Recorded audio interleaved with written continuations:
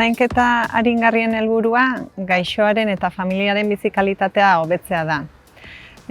Garrantzitsua da modu goiztiarrean identifikatzea sufrimenduari aurre hartzeko eta arintzeko. Arazo fisiko, psikologiko eta espiritualak identifikatu behar dira, behar bezala artatuak izateko.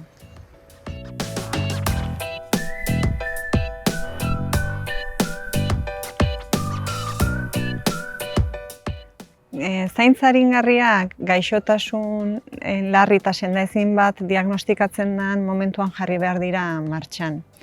Oso garrantzitsua da modu goiztiarrean egitea. Horrek ahalbidetuko digu plangintza bat egin ahal izatea gaixoarekin eta familiarekin. Pronostikoa eta hitz egin, bere preferentzia kontutan hartu eta hori dena mahai gainean jartzea. Honi guztiari planifikazio partekatuta deritzogu. Hori guztia planifikazioa egiteaz gain, plasmatu dezakegu baita ere aurretiazko borondateen dokumentuan. Dokumentu hori erabilgarri izango da, baldin eta gaixoak momenturen batean ez baldin badauka gaitasuna bere kabuz erabakiak hartzeko. Oso garrantzitsua da kontutan izatea identifikazio goiztiar bat egiten baldin badugu, gaixotasuna etapa desberdinetan egon daitekeela. Eta zaintza aringarri moduan identifikatu izanak, ez du esan nahi beste tratamentu edo diagnostikoak egiteko aukerari ateizten diogunik. Gaixotasunaren fase goiztiar batean baldin bagaude, beharrezkoa izanez gero, agian zaintza intentsibotan ingresatu behar izango da. Aldiz, gaixotasuna evoluzionatuta dagoen kasuetan, garrantzitsua izango da tratamentua eta esfortzua sufrimentua ekiditeari bideratzea. Hau guztia, bide honetik eramateko guztiz garrantzitsua da profesionalen artean komunikazio ona egotea eta profesional desberdinek planifikazio partekatu horretan parte hartzea.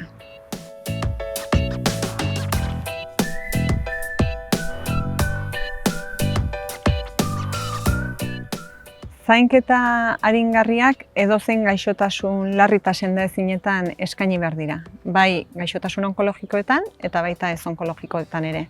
Egia da, bi gaixotasun mota hauen evoluzioa desberdina dela eta era desberdinan artatu behar direla. Horregatik profesional desberdinak daude ekipo hauetan, baina guztiz formakuntza espezifikoa dutenak.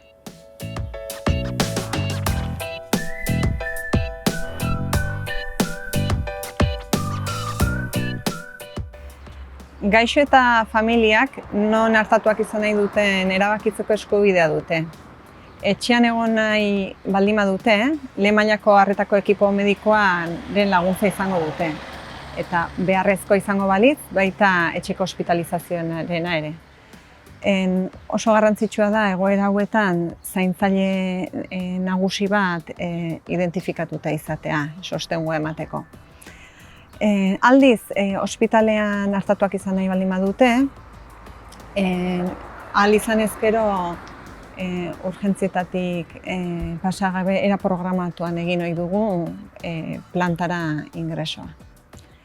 Gaixotasun batzuetan, pronostiko luzeagoa dutenetan, zailtasun soziala baldin badago zaintza bere ohiko ingurunean egiteko, beste errekurtso mota batzuk daude, sozio-sanitarioak deritzeguna.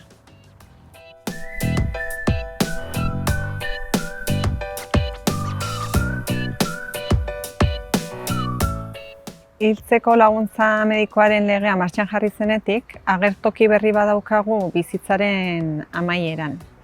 Eta horregatik oso garrantzitsua da bai profesionalok eta baita gaixo eta familiek ere argi izatea kontzeptu desberdinak. Tratamenduari uko egiteko eskubideari dagokionez, hori deritzogu tratamentuari ez esateari daukan eskubidea gaixoak. Horretarako oso garrantzitsua da ulertzea ondo gaixotasuna eta tratamentu ez egiteak ze ondorio ekarriko dituen. Hala bada, erabaki hori har dezake. Esfortzu terapeutikoaren egokitzapena berriz, esaten dugu dela, gaixotasunaren pronostikoa eta eboluzioaren fasearen arabera aldatu edo egokitzen jotea da tratamentua. Eta hau normalean erabaki mediko bat izan ohi da. Sedazio aringarrea kontrolpean hartu ezin dugun sintomak agertzen diranean jartzen dugu. Modu jarraian edo aldizka egin daiteke sintomaren arabera eta modu horretan helburua sintoma hori kontrolatua egotea da. Azken egunetako egoeran egiten den sedazioa berriz, momentu aurreratuagoan egiten da. Naiz eta ahalbidetu ditugun tratamentu desberdinak ez badugu lortzen konorte maila egokiarekin ondo egotea pazientea, konorte maila jaisten joan behar da, guztiz lokartu arte, era jarraian amaierako fasera arte.